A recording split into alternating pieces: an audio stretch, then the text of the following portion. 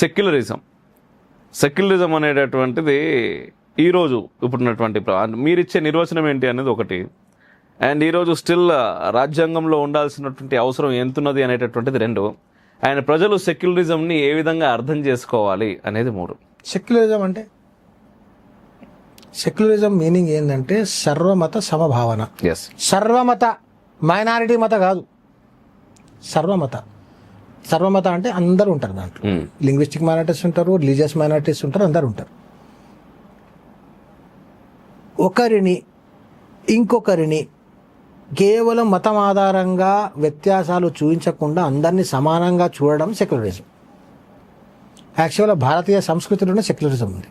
అంతే కదా, సంస్కృతిలో సెక్యులరిజం కాబట్టి ఎవరైతే పీడితంగా అంటే ఎవరి మీద అయితే ఎక్కువ అప్రెషన్ జరిగిందో, పార్సీస్ మీద వీళ్ళ మీద అప్రెషన్, జ్యూస్ మీద అప్రెషన్ జరిగినప్పుడు వాళ్ళు మన దేశానికి వస్తే మనమే వాళ్ళకి శరణం ఇచ్చినాం, వాళ్ళనే పెంచి పోషించినాము. ఈరోజు ఎవరైతే మనం శరణం ఇచ్చినామో ఆ టైంలో పార్సీలు కానీ జ్యూస్ కానీ ఈరోజు ఏమైనారు, పాలల్లో చక్కెరలాగా కలిసి పాల మాధుర్యాన్ని పెంచారు, కానీ విషం కాలేదు. కాబట్టి ఇవాళ కూడా భారతదేశంలో కలిసిపోయి ఉన్నారు. ఈరోజు మనం చూస్తున్న టాటాలు, పెద్ద పెద్ద మన వీళ్ళంతా కూడా ఎవరు, మాణిక్షాలు, వీళ్ళంతా ఎవరు,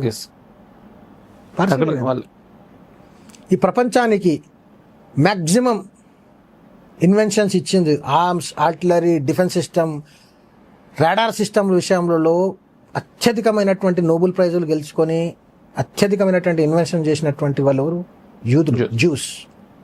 వాళ్ళకు మన శరణం ఇచ్చినాం. వాళ్ళు మనకు సైన్స్, టెక్నాలజీ, రాడార్, సర్వేలెన్స్ విషయంలో మనకు హెల్ప్ చేస్తున్నారు. బంగ్లాదేశీయులు ఏం చేస్తారు మనకు, మన భారతీయులు కాకుండా అక్కడ కేవలం హిందూ అన్నటువంటి ఒకటే ఒక కారణంతో బతుకున్న వాడిని కొట్టి చెట్టుకు వేలాడదీసి కాల్చి చంపారు. రోహింగ్యాలు ఎవరు?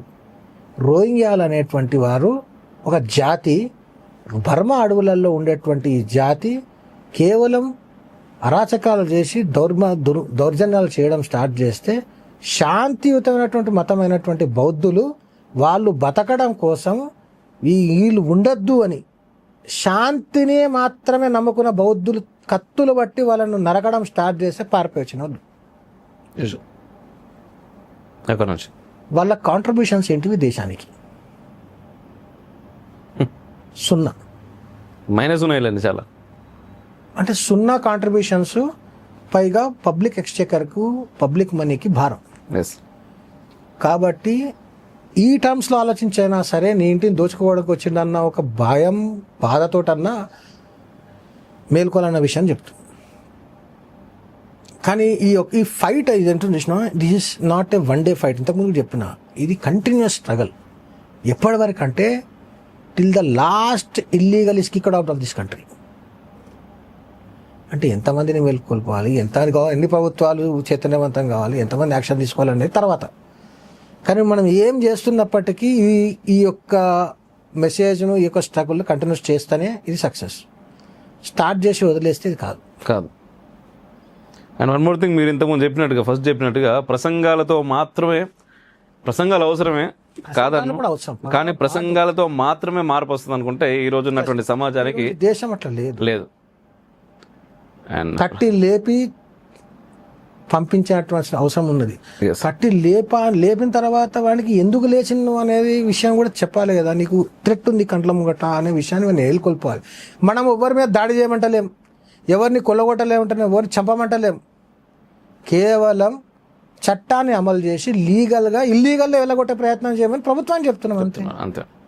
అది కూడా తప్పైపోతే if calling an illegal as illegal is illegal, then I will do that illegal job unapologetically till the last illegal is kicked out of my country.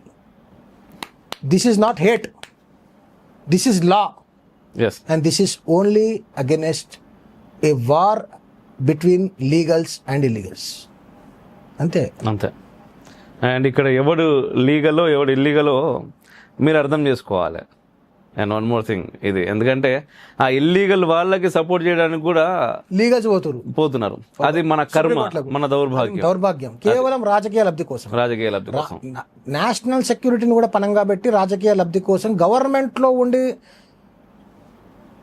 మళ్ళా ఇల్లీగల్స్కే పనిచేయడానికి, ఇల్లీగల్స్ కోసము సుప్రీంకోర్టుకి పోతున్నటువంటి లీగల్ని చూసి జాలిపడాలా, బాధపడాలా అని అర్థం కాని పరిస్థితిలో ఉన్నాం.